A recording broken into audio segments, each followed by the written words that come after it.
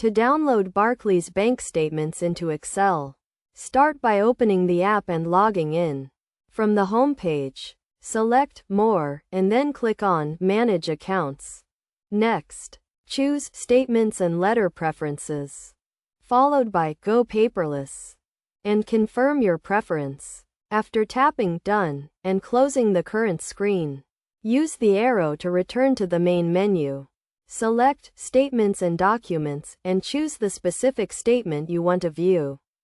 Click on the download icon, typically located at the upper right of the screen, to obtain the statement in PDF format. Once you have the PDF, visit a website that converts PDFs to Excel.